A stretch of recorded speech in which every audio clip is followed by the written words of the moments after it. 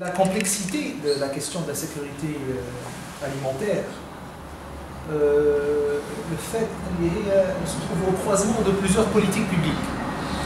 Une politique publique commerciale, agricole, sanitaire, environnementale.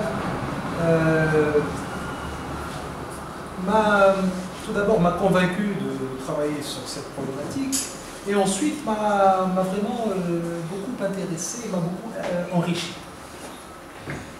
Aujourd'hui, la question n'est pas vraiment la sécurité alimentaire, c'est la souveraineté alimentaire.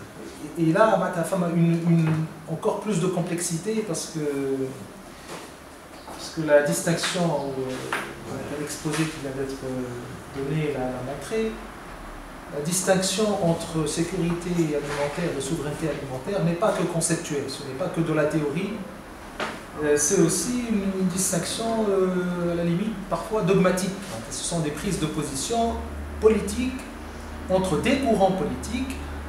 Et donc quand un chercheur intervient sur un terrain aussi miné, parce que c'est des courants politiques derrière la question de la sécurité alimentaire et de la souveraineté alimentaire, c'est des courants politiques avec une vision de la société, une vision de l'agriculture, mais au-delà, une vision du développement.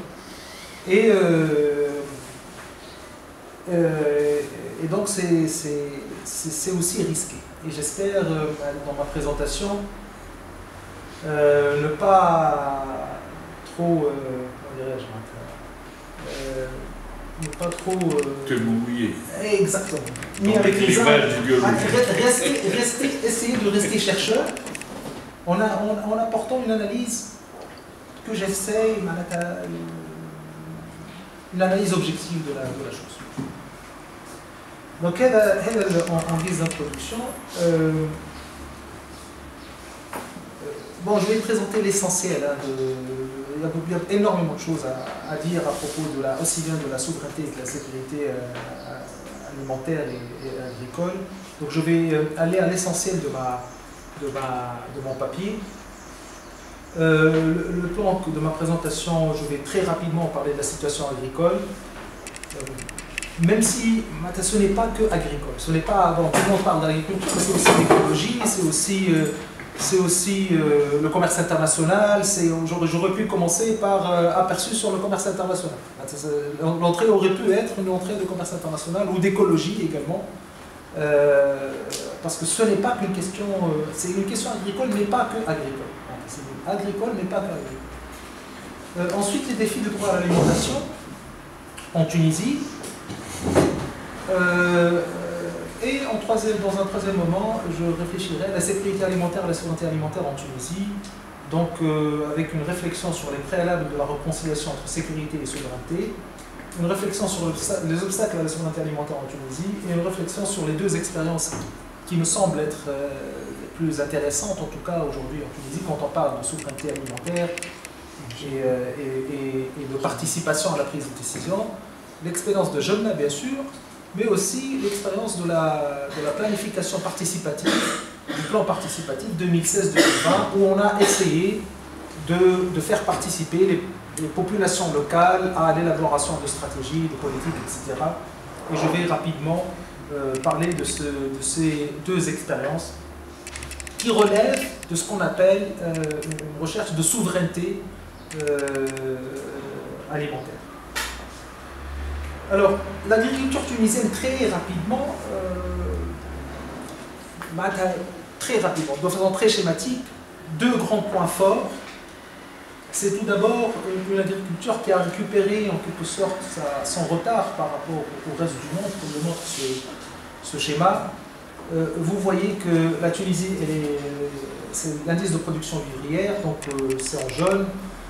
Vous voyez que nous convergeons avec la moyenne mondiale. Et la moyenne des pays de la région MENA. Ce qui caractérise cette évolution de la Tunisie, c'est, comme vous le voyez, cette très grande, une courbe extrêmement fluctuante, qui est source d'insécurité. C'est-à-dire que l'agriculture tunisienne, la production vivrière en Tunisie, elle est sujette à de très grandes fluctuations, donc de très grandes incertitudes. Il y a des années où ça se passe très très bien, il y a des années où ça se passe très très mal. Et cela pose la question, bien sûr, de la capacité de l'État à planifier tout cela et à sécuriser les différents intervenants dans le secteur agricole. Parce que quand on a une courbe aussi fluctuante, ça veut dire qu'il y a des risques, qu'il y a de l'incertitude, et donc les gens ont peur. Deuxième point fort, me semble-t-il, c'est une certaine résilience. Le secteur agricole tunisien, lorsque tout va mal, le secteur agricole tunisien s'en sort mieux que les autres secteurs. Et ça, on le voit à deux moments clés. La crise de la fin des années 80, vous voyez comment tous les secteurs quasiment... lorsque tous les secteurs baissent, c'est l'agriculture qui est en bleu, qui s'en sort. Pareil, au début de la Révolution, lorsque tous les secteurs baissent, c'est l'agriculture qui s'en sort.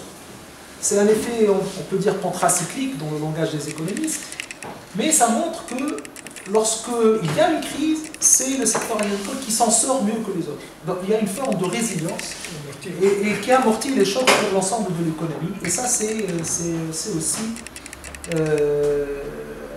un point fort extrêmement important à souligner pour l'agriculture tunisienne. Deux grands points faibles parmi d'autres, ce qui me semble être le plus important peut-être à retenir, c'est la baisse de la valeur ajoutée et de la contribution au PIB du secteur agricole et surtout la faible productivité. Quand on traite du secteur agricole, la productivité totale du travail pour la période 2062-2020, et ça c'est une étude de l'Institut tunisien des études de la compétitivité, elle est estimée à 1,1%, et la productivité du capital est négative. Autrement dit,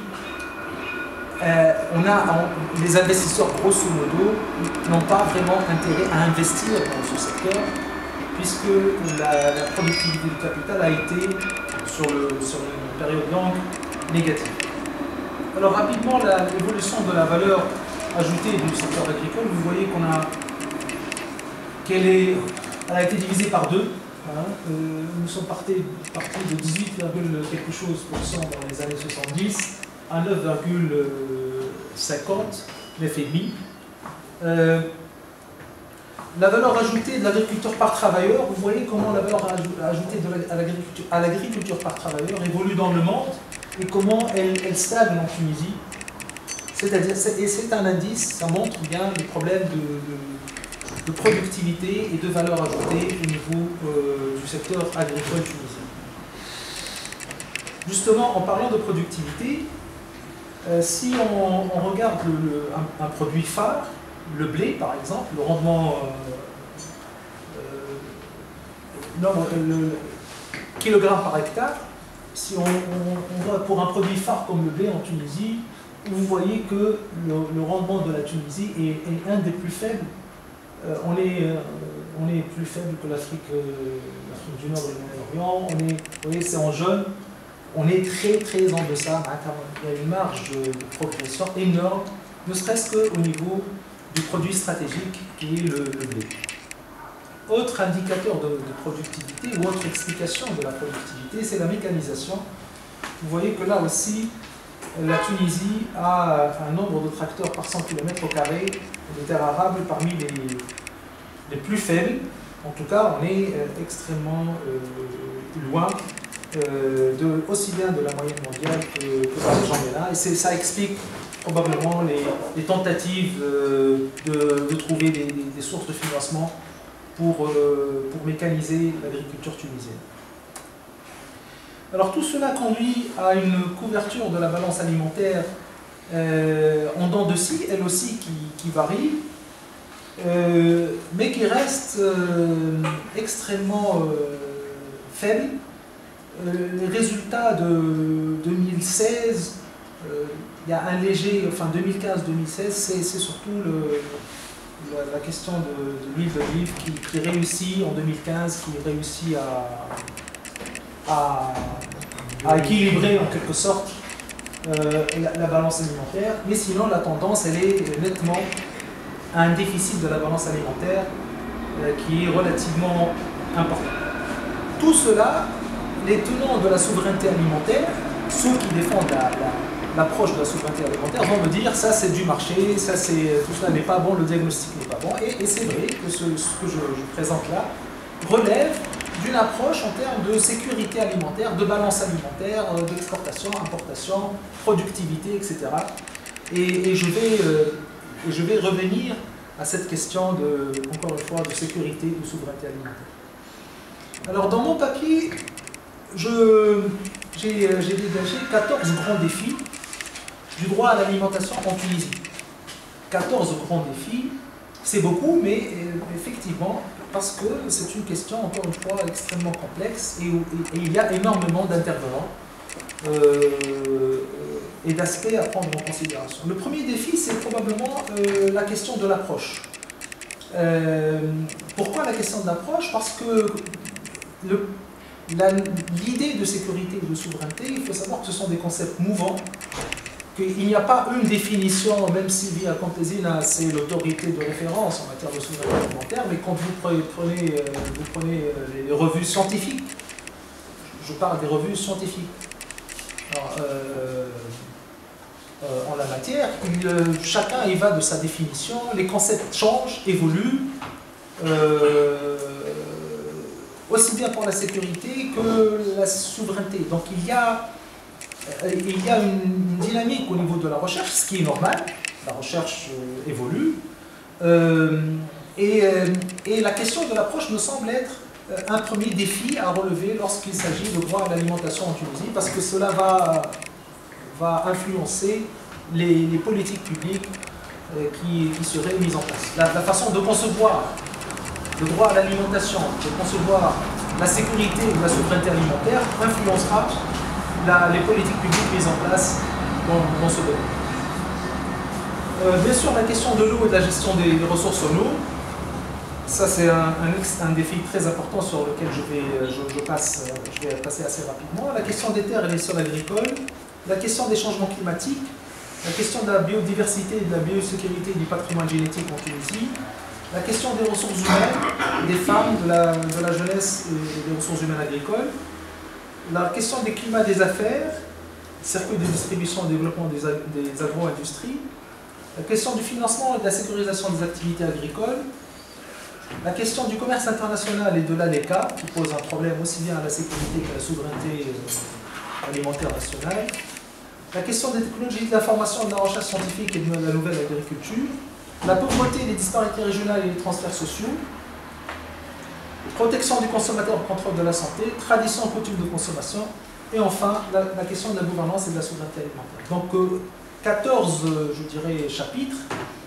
avec derrière chaque chapitre une grande complexité, mais je crois qu'on ne peut pas garantir le droit à l'alimentation en Tunisie si on ne se pose pas des questions relatives à ces 14 volets, qui vont des ressources naturelles aux ressources humaines, au changement climatique, au commerce international, à la protection des consommateurs, aux traditions et aux modèles de consommation.